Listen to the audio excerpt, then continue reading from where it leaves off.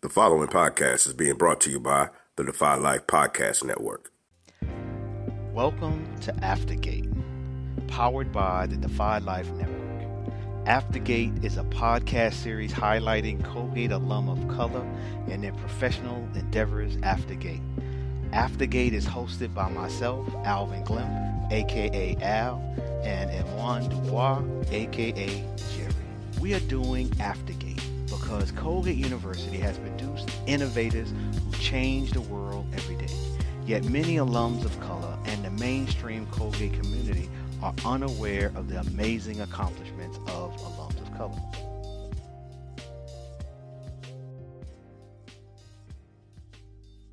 We are having our first conversation after Gate. What's going on, my man? What's up, brother Al? Glad to be here. An honor to serve in this role with the myth, the man, the legend himself, Mr. Al Glimph. Yes, Al and Jerry doing it one more time. Another chapter, another chapter. It's looking forward to this. Looking forward to this. Absolutely. So this is a special week because um, as we go through these shows, I'm going to be on the line with you as we interview other special alums. Today, I get to kick it with you. So this is good because people are going to get to know you. They're going to understand kind of how we got down, what our lives have been like, and why this is so important to us. So I'm really, really looking forward to this initial conversation, and let's just lift this up. Absolutely. Absolutely. I think that what's beautiful about the technology we have available to us, it allows us to be connected even though we are miles and miles apart. And I think we need to leverage as much of that as possible because we come from a different generation time where sort of that camaraderie or that bond was oftentimes limited to that physical interaction. And so now we Facts. have alternative platforms to do that, and we don't always leverage them as such. So, not just with this friendship, but all the others that have been influential in our lives and served, at different places in our development that I'm so excited about reconnecting with. Because when you think about the 4 years where we were there, um, fall of '87 to May of '91, spring of '91, we were connected to not only the people who were there at the same time as us, but a few years before us, the class of '88, '89, and '90, and then those who would have graduated after us, '92, '93, '94. So that's just in terms of our personal time at Colgate, is a nice pool of alums that we engaged with. But since then, we've had the pleasure of meeting some who came before us and then some who have come after us. So this is going to be exciting. Looking forward to this. I'm excited to share with the folk, sort of what we are trying to do here with this, because I think that for many people, they're going to be curious as to, well, it's just another podcast of people, friends, and folks talking about, some selective subject matter, or is there a sort of like this greater goal, greater vision for you know this platform. So I would love to. I know we've talked about this, but so our listeners and our viewers can get a perspective. What prompted you to really kind of go from this idea to like to today to live and in color. So we have been going through some interesting times during the pandemic, in which, for many of us, as we've dealt with being isolated and the stress of the pandemic, we've looked for ways to connect with different groups, whether it's your family, whether it's church, whether it's work, some fraternity sororities. In one instance, it's been alumni of color for us. And there was early on in the pandemic where there was an opportunity where we had a Zoom call as they tried to start networking and bring us together and help us find strategies to deal with it. That I was exposed to some people, some Colgate alum that were doing some amazing things in this world that I had no clue. And these are people who I went to school with. They were there while I was there, yet I'm learning and reconnecting with them. And I thought then wow, how can I help change that? Because if I'm experiencing it, others are as well. Mm-hmm. And to me, when it comes to engaging, I think the best way is find your own lane. What's the best way that you can be of assistance and be part of the solution? For me, oftentimes it's communication, whether it's through the radio show or a podcast or writing. That's usually how I find my outlet. And so I thought, what could a fix be? And a podcast came to mind, and I said, well, let's find a way to highlight through this new medium of communication that people are really engaging in to share all of these stars. And that it could be not only a way to learn, raise awareness, but network, that people can find ways to connect with people. Because me and you, we've been networking for 30 years. Mm-hmm. And I think ultimately this will be another resource for people to network, whether you're being interviewed or you're listening and saying, oh, wow, I need to connect with Jerry because he's Mm-hmm. doing something similar that I'm doing. So I really think there's a lot of positives in it and looking forward to it. And that's kind of where it came from.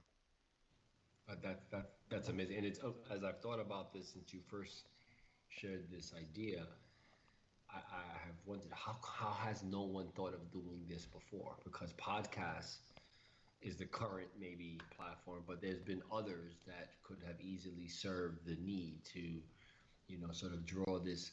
I'm fascinated by this idea of intergenerational Hmm. type of relationships, whether it's within a family or within a community. And Colgate has its own community, and yet lacks that intergenerational type of pipeline. And with the technology that we have now, I think we have the perfect opportunity to establish a pipeline that will have just benefits beyond what we can even think of. So I think that that's just going to be pretty awesome. So, translation to the world, get ready to get blown away with some innovators, some world changers, some movers and shakers and game changers as we Hmm. bring some of the best and brightest that Colgate has ever produced. So let's start with you. Absolutely. Let's Yeah, let's yeah. let's let's go back for a second. Back into top.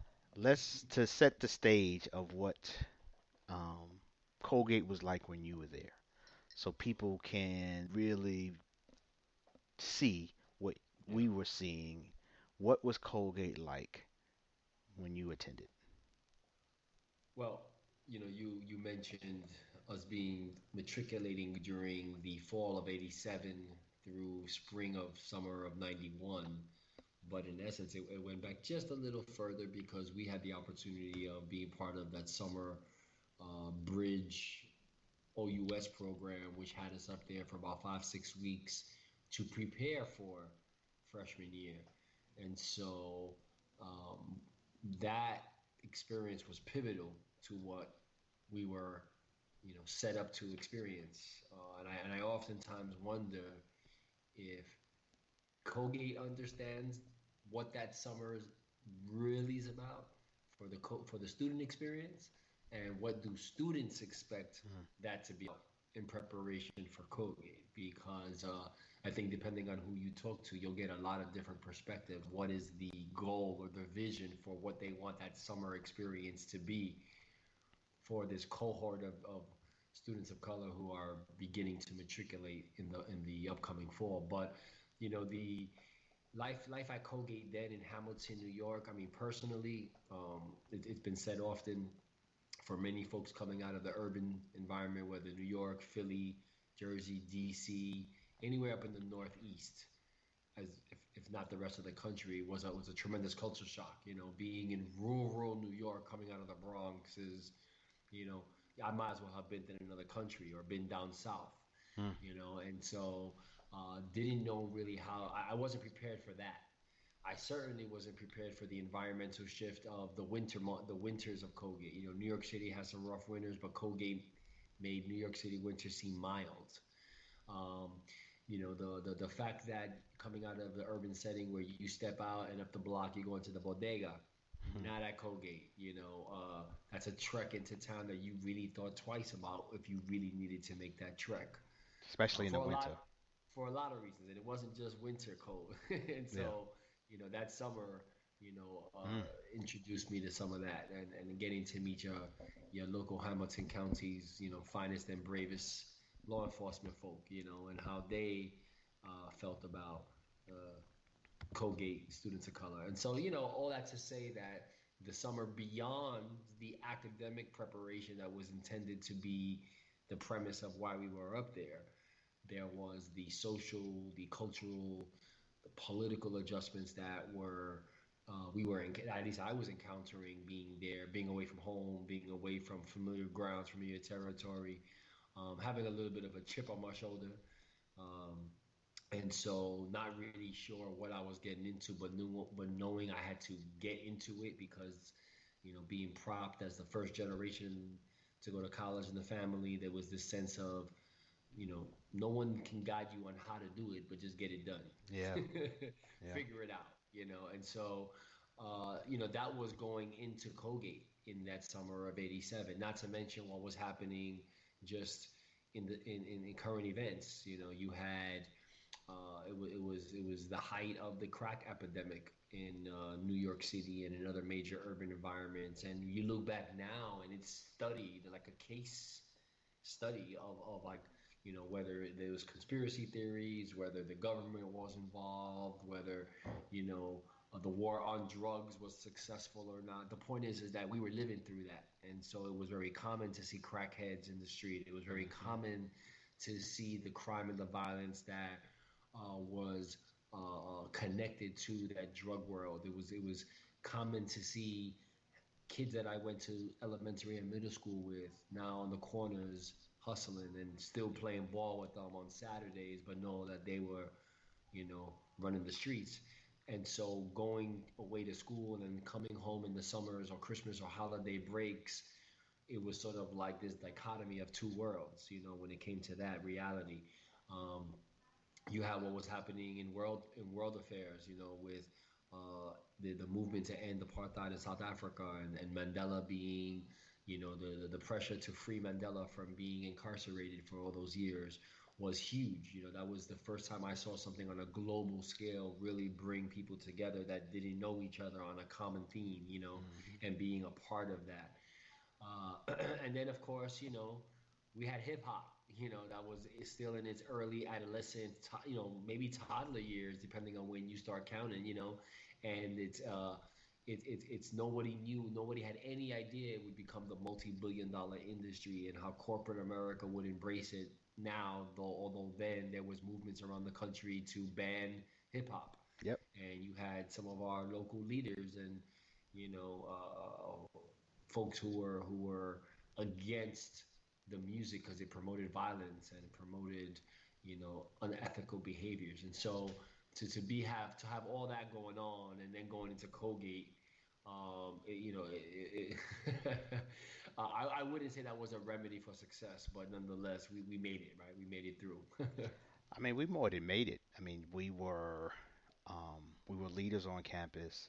We were people who tried to make it better for those who came behind us. We were entrepreneurs. We were people who were servants in the sense of we served the Colgate community. We served our high school. So I think in many ways, we, while some might say, um, they struggled or it might have been a challenge in terms of what their experience was like. When I look back in terms of what we accomplished, I think, you know, it was pretty significant in terms of our time there. So, but I'd like to get your perspective in terms of when you look at your time there, when you look at your growth, what do you think you accomplished? I mean, I definitely agree in everything you said in terms of milestones and achievements. But I think that one of the things that makes it really interesting as I kind of analyze it 30 years later is that the catalyst behind uh, many of those efforts that became accomplishments was triggered from a lack of certain things. So, for example, you mentioned uh, that we served as student leaders. In many instances, I can't take credit and say that I went into college with the mindset that I was going to become a student leader in a student organization. I think circumstances throughout Colgate allowed for some of those things to sort of become needs, where then we just stepped up and said, we'll do it, right? When we talk about coming in as underclassmen, having upperclassmen that were student leaders that sort of said, hey, this is the way, this is we're taking you under our wing, and we're going to kind of give you the scoop on what's the deal, whether it's faculty administration, whether it's classes, whether it's sports on campus, whether it's socialization or lack thereof. So in many ways, I think we came into sort of like a system that was already there, and we Hmm. were fortunate enough to be, adopted into it, and then we did the best we could with it and passed on in the way it was passed on to us. But I can't take credit and say I went to Colgate thinking that I was going to do serve in those roles. Um, but nonetheless, yes, did serve, and I think that in maybe in a subconscious kind of way, it's being in those circumstances and stepping to the plate to serve in those roles. The idea was to create the type of environment, or and somehow contribute to the type of experience that I wanted Colgate to be for me, versus what Colgate was in its existence. And so whether it was the social scene of cultural events or parties, or the radio show, or We Funk, to um, road tripping to other campuses to pursue the entrepreneurial ventures that we had established out of need. We were, coming from families that wealth was not the reality. And so we all had work study jobs. We all had the need to have some resources in our pockets, and we just took it beyond, what was the basics. And so, some call that the hustle, call it what you want. But in that, we had some of those experiences allowed us to expand our Colgate experience beyond our campus. Well, And it I was think that's said awesome. it was said quite often while we were there that look, Colgate wasn't built for us. Like, and when you really think about what that type of perspective is acknowledging in the moment, is that I am not part of this institution, and they are not, we did not feel like they were serving our needs. So therefore, we had to put effort in to serve ourselves in other ways.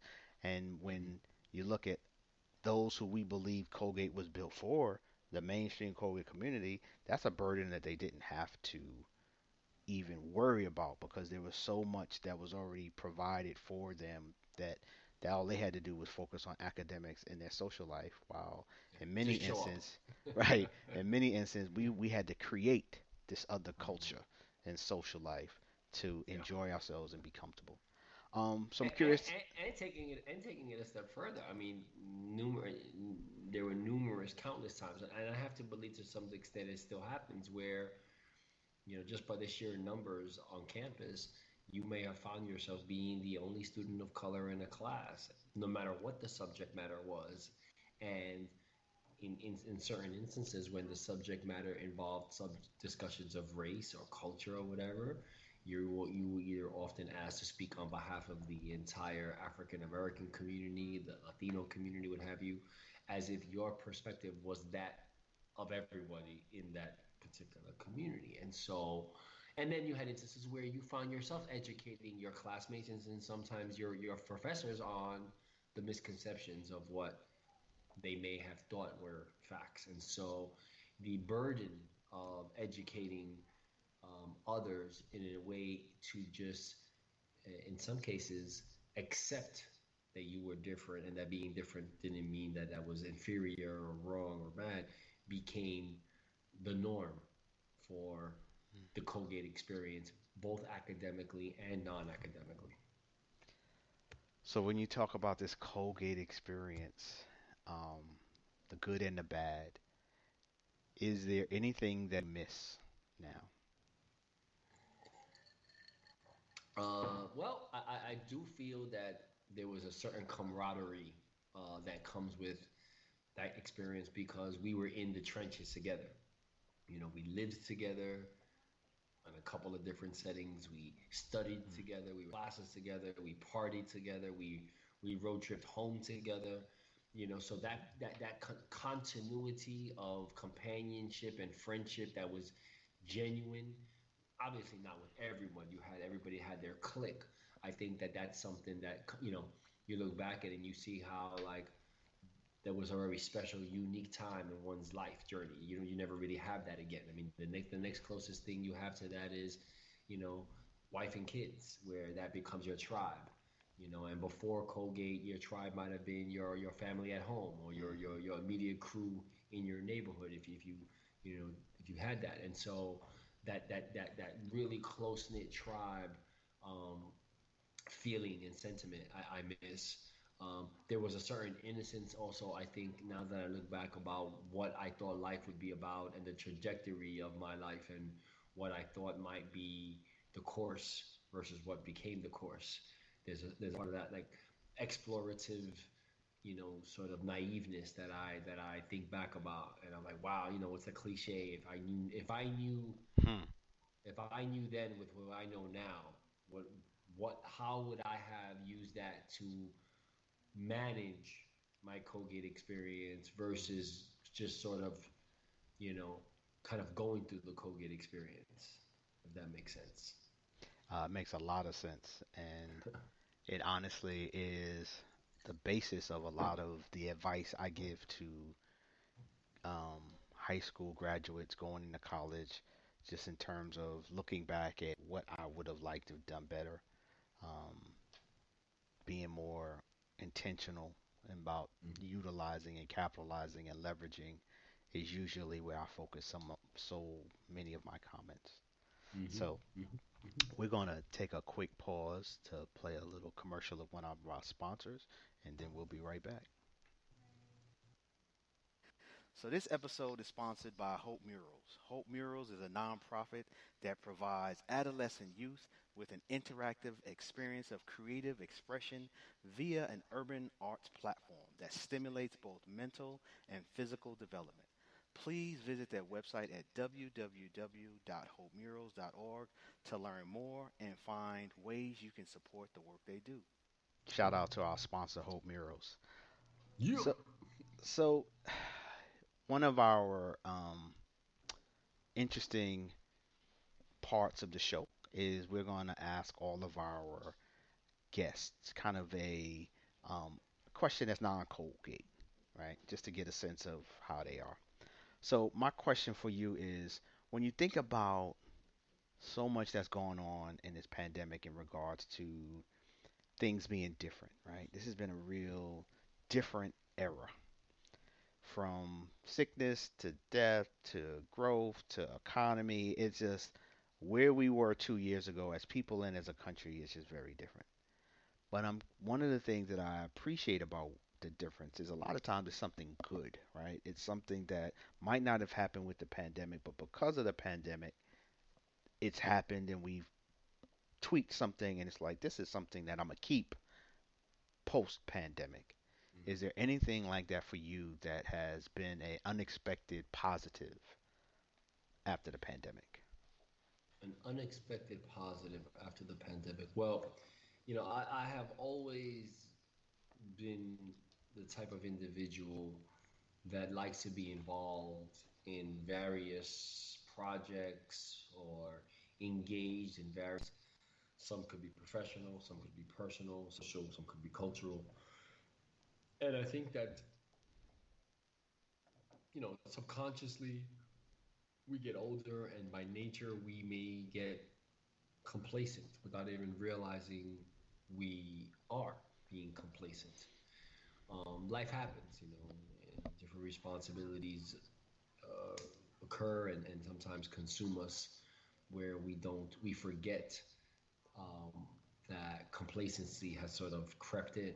And I think that 2020, particularly with what was happening with COVID and the new normal, so to speak, of how we had to govern our lives, challenged a lot of people to reinvent themselves, whether it was because there was financial need, whether there was health needs, health challenges that people had to really examine their health and how they were living their life, their diets and exercise.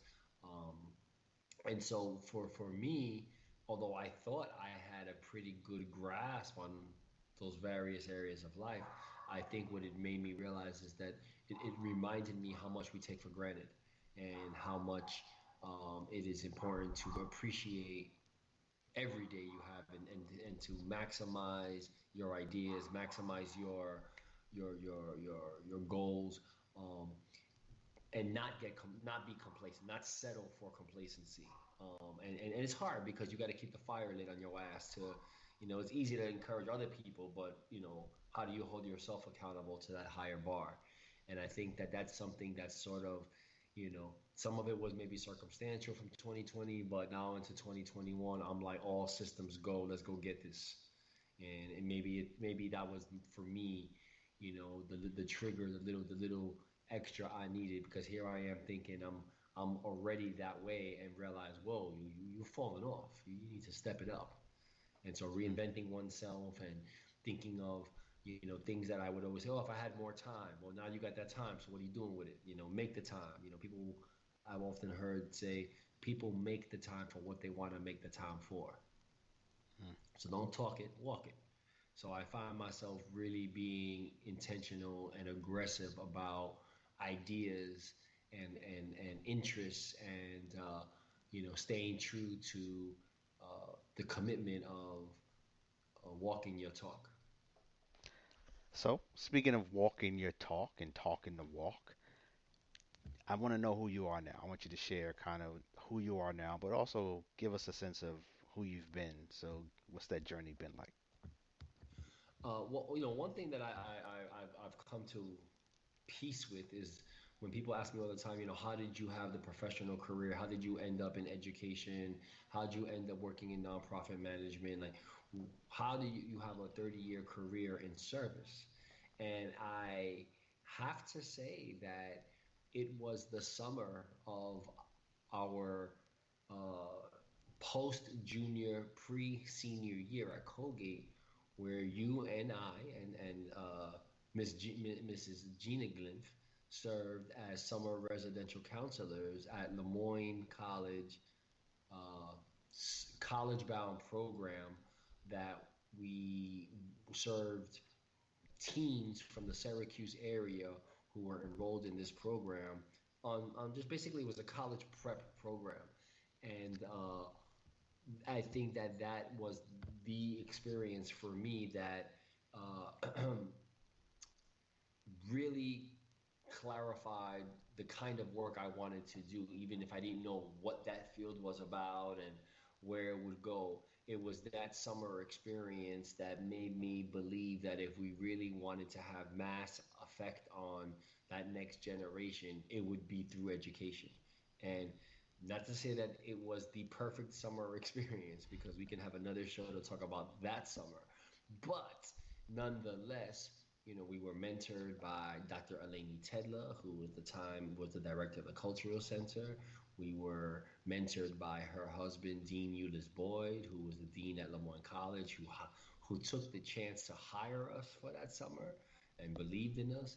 And I really believe that that set me on the trajectory of what my career has become now, which no matter what the positions and the titles, and whether I was in New York or Atlanta or Miami or other parts of the world, it's been true to that course. The course of the educator, the course of using education to level the playing field, to insist that younger folk realize the importance of certain skill sets that can help advance their lives.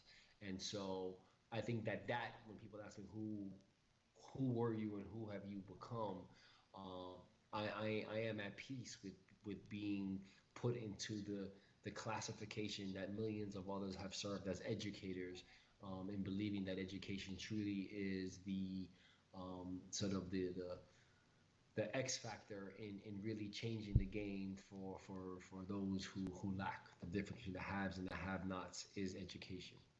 So that's extremely interesting that you trace it there.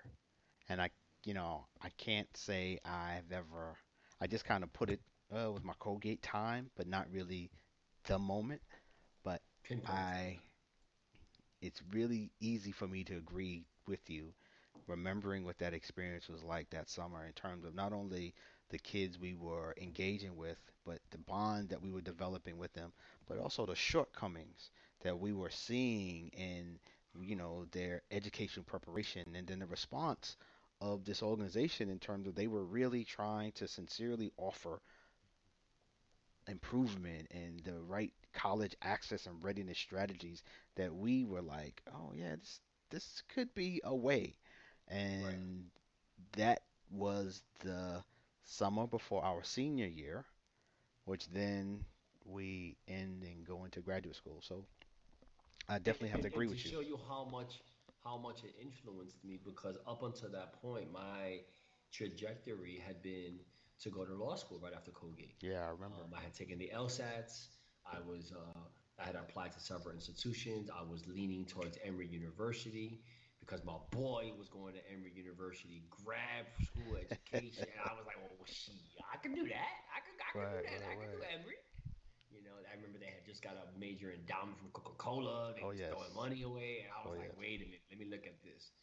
And after that summer, I came back to Colgate senior year, and I remember talking to a couple professors. What was the brother? What was the professor? It wasn't Banner Haley. I think he was in African history, Africana studies, may have been. Looked like Frederick Douglass, gray black hair, dark skinned brother, um, older cat. Man, I'm stumped at his name. Um, had a little bit of an accent. Uh, Mm.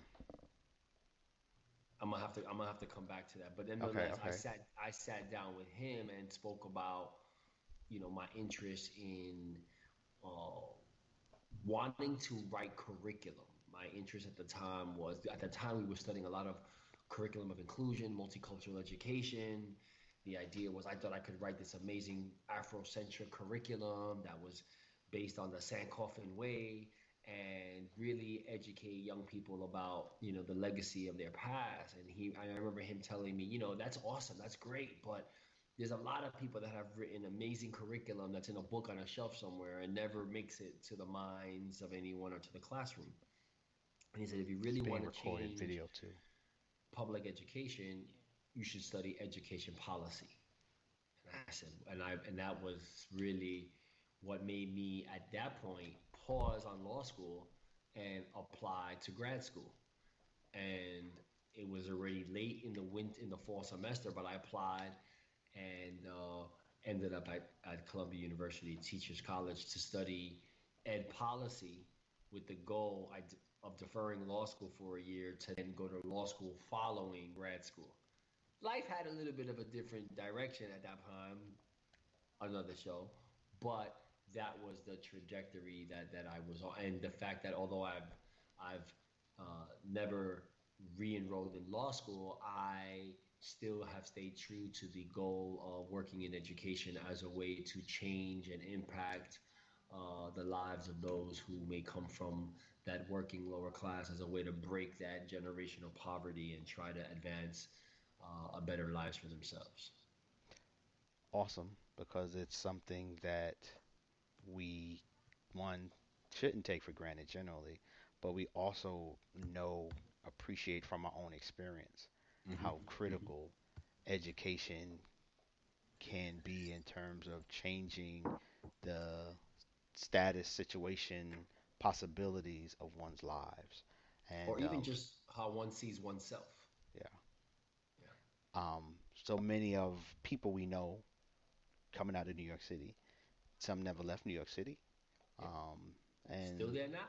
right, and I think for us, we've had the pleasure of not only leaving right after high school, But then, I mean, you've lived in Atlanta, you've lived in Florida, you've lived in New York, so you've really also been able to see different parts of our country, which, many don't ever get to see.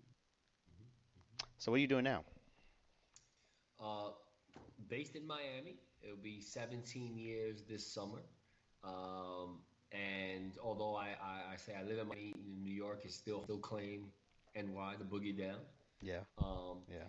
but I've sort of reached a point in my life professionally where uh, I've taken all of the experiences I've had at different levels of my career and am trying to invest that in Hope Murals, which is a local nonprofit that I started a couple of years back, where we use the arts and creative platforms to really reach young people that are oftentimes deemed unreachable or in many cases are the forgotten ones. And so we have a couple of different programming strands, but it's just a basis of using arts, music, dance, performance, poetry.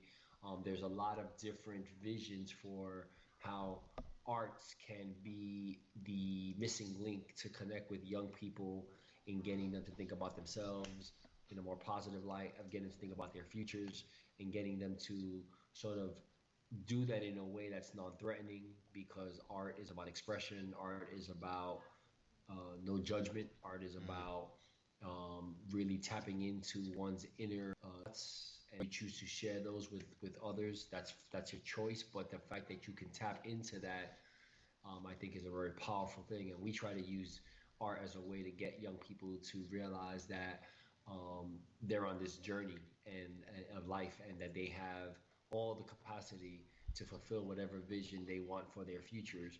But there's a process they have to go through. They have to be critical. They got to be analytical. They have to think about what those strategies and steps are, and then they have to act. So that has been basically the common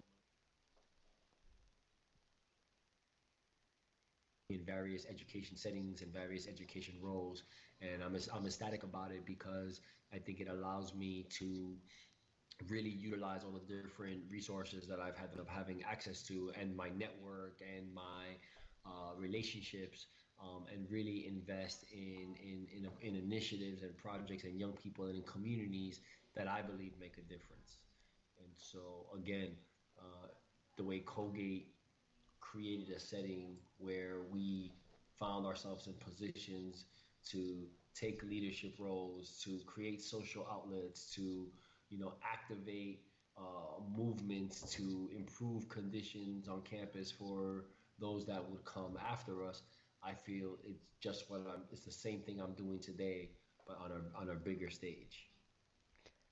So, if you had the chance to be on a stage talking to a bunch of 21-year-olds, what would be something you would share as a word of wisdom to somebody in the crowd?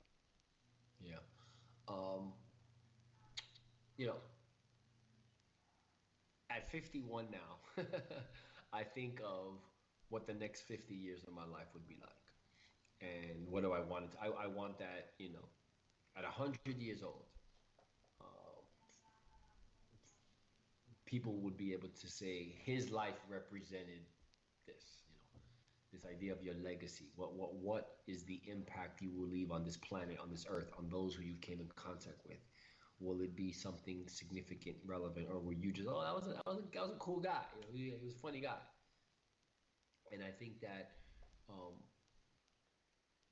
the gift we have of life is to contribute and give something back. How do we make this place better than we found it?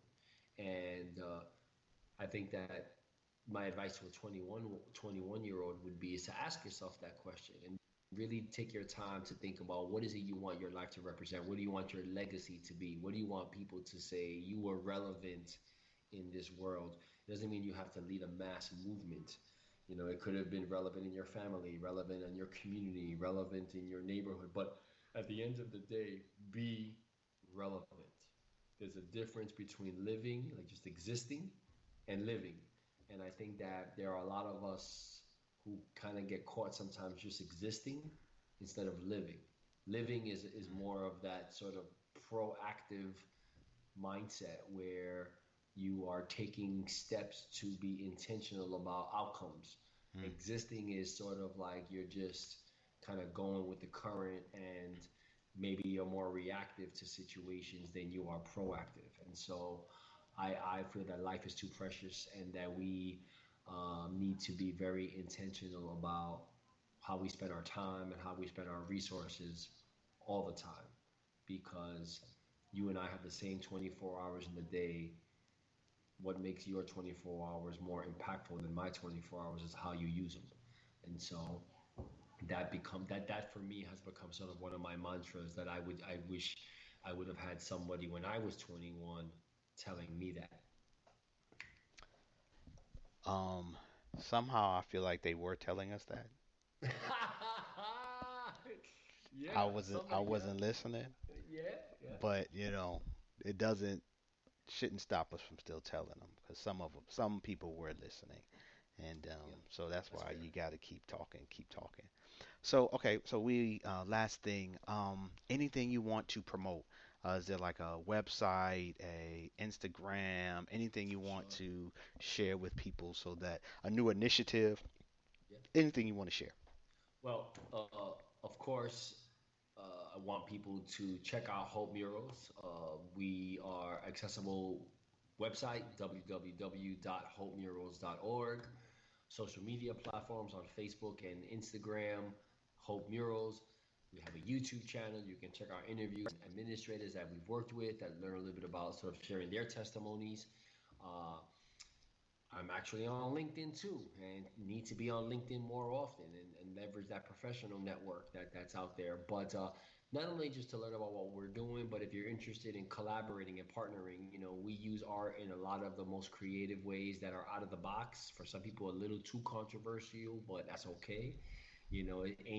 This ain't your regular arts and craft operation here. Okay, we're trying to make statements that make people feel a little uncomfortable. We just doing it through the arts, and uncomfortability is not a bad thing. It just means that we're asking you to examine the subject matter in a lens that maybe you haven't examined before, maybe because you didn't have to, or maybe because you didn't know that that lens existed, but it's there. And so we work with young people, we work with adults. We just did a great we have a great collaboration with Wounded Warrior here in South Florida, where we've done a series of painting workshops as a form of healing from PTSD. Recently did a mural addressing military sexual trauma, highlighting the life of Vanessa Guillen. Tragic story, check it out. So, and we are mobile. We're not just limited to South Florida. We got some stuff in the pipeline coming down that can have us up and down the East Coast. The vision is to, expand and take art on the road and be able to replicate the model of youth development through the arts. So check us out, and whether you're an artist or an interested, supporter or advocate, get at us. That's what's up. That's what's good. Thank you, thank you, thank you, my brother. That was awesome. Really do appreciate you sharing tonight, and just appreciate you sharing your perspective, your journey. Appreciate just being the first show. So good looking out, homie. Um, hey everybody, this wraps up our show. This wraps up the podcast, the first ever AfterGate. So thank you for being on this show with us. Thank you for listening. And make sure you check out our next podcast, where we'll be interviewing myself, and we'll have many, many more dope guests after that. So looking forward to it, just hearing people's lives after Gate. And have a good night. Peace. Peace. If you're into all things comics, you have to check out Take a Knee for Marvel vs. DC, your go-to podcast for comic and superhero discussion, debates, polls, and more. Tune in as Regular Scott and Ozzy Killmonger chat about your favorite comic topics, and you never know who may show up for an open mic, or what will be next on their favorite One Gotta Go. Take a Knee for Marvel vs. DC, every Sunday, powered by the Defy Light Podcast Network.